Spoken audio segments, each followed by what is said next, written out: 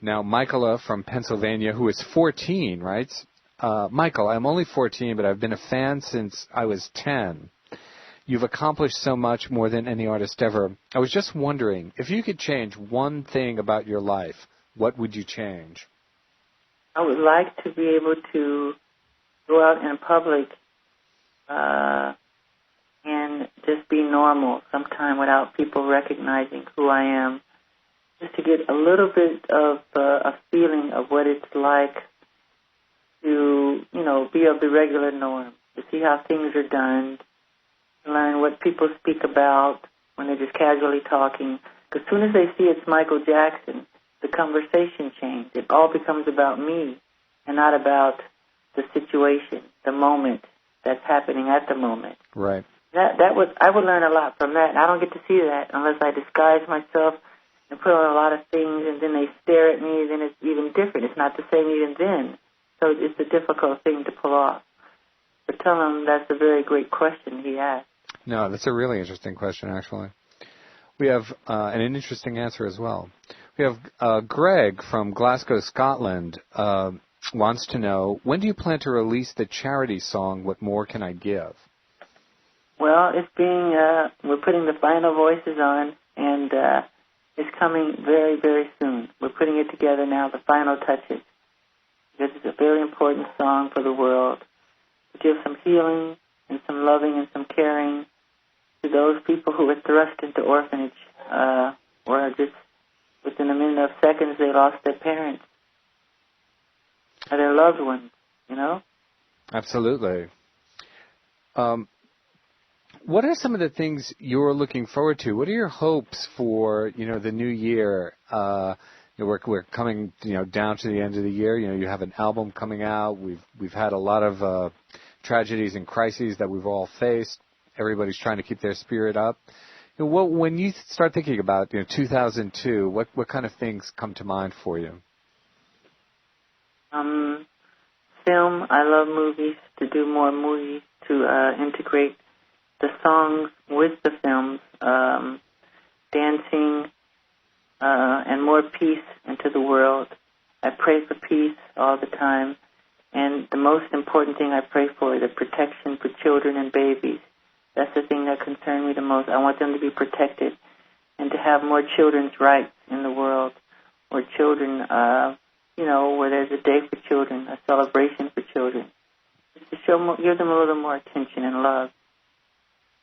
Now, Sergey from Russia writes in, says, Michael, sing a cappella for us.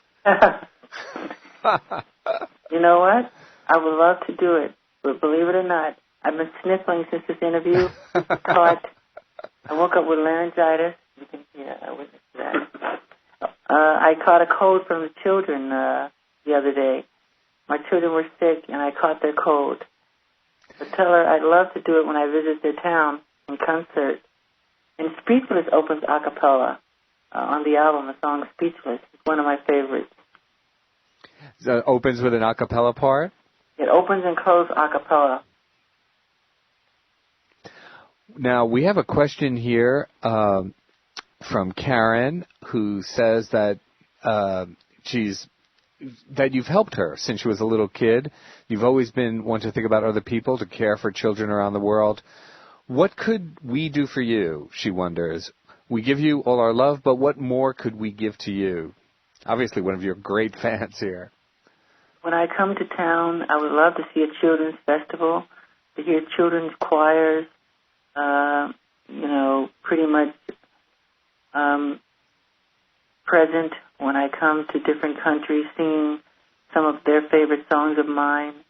We should force and create a Children's Day, a celebration internationally, where children are honored, where parents can take their children to the movies or to the toy store or to the park, and that alone will create a bonding, because the family bond has been broken.